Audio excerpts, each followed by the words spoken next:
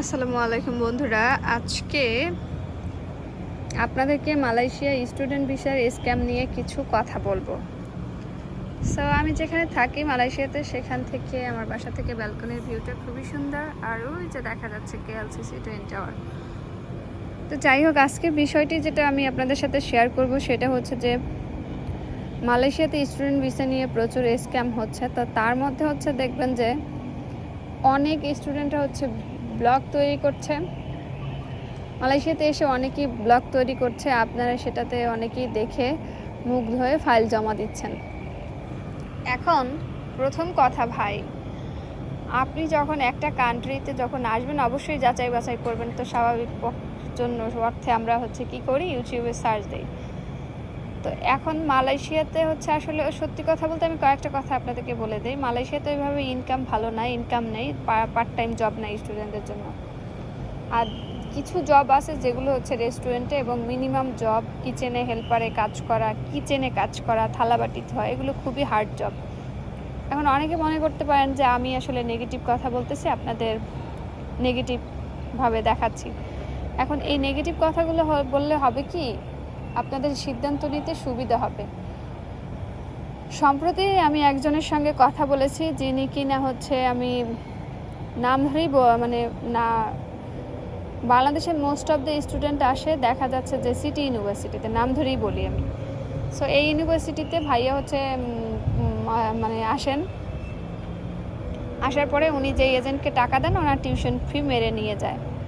তো বাংলাদেশ থেকে অনেকেই এখন বর্তমানে টিউশন ফি দিচ্ছেন। আমি এই সপ্তাহে, এখন হচ্ছে আজকে মানে এপ্রিল মাসের লাস্ট সপ্তাহে আমি 3 জনের কথা শুনলাম যে তাদের এজেন্সি থেকে টাকা দেওয়া হয়েছে, বাংলাদেশ থেকে তাদের ফি মেরে দেওয়া হচ্ছে। তো আপনারা এই কাজটা করবেন না। প্রয়োজনে যদি কেউ আসেন সরাসরি ইউনিভার্সিটির অ্যাকাউন্টে টাকা দেওয়ার চেষ্টা করবেন।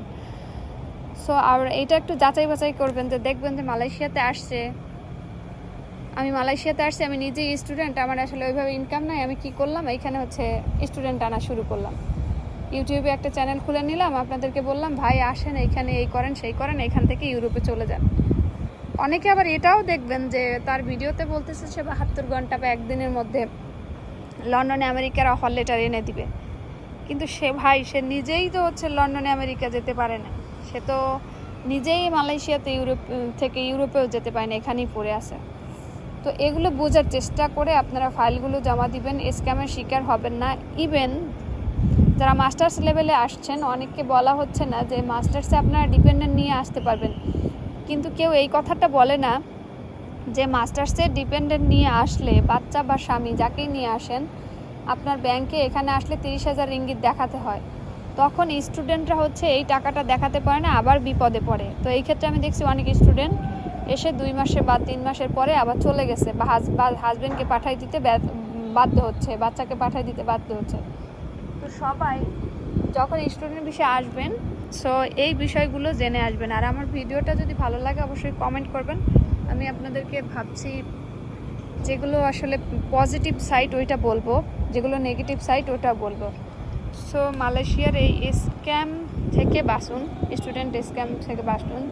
কারণ আমাদের ওই বাংলাদেশ থেকে অনেকেই ধার দেনা করে আসে, মাস্টার্স লেভেলে অনেকে আইসাই ডিপেন্ডেন্ট নিয়ে আইসা এই ধরনের প্রতারণায় পড়েন। আবার দেখেন অ্যাজ এ ডিপেন্ডেন্ট আপনি কিন্তু এখানে কাজ করতে পারবেন না। সো এই দিকগুলো কেউ বলে না। আর মালয়েশিয়াতে স্টুডেন্ট হিসেবে আপনি কাজ করতে পারবেন সাধারণত 20 ঘন্টা, এর বেশি করলে লুকিয়ে লুকিয়ে করতে হয় প্রতিনিয়ত, এটা আইনি বেআইনি। সো এই সমস্ত বিষয় দিকগুলো মাথায় রেখে আসবেন। জানি না কে কীভাবে নেবেন ভিডিওটা। ধন্যবাদ সবাইকে।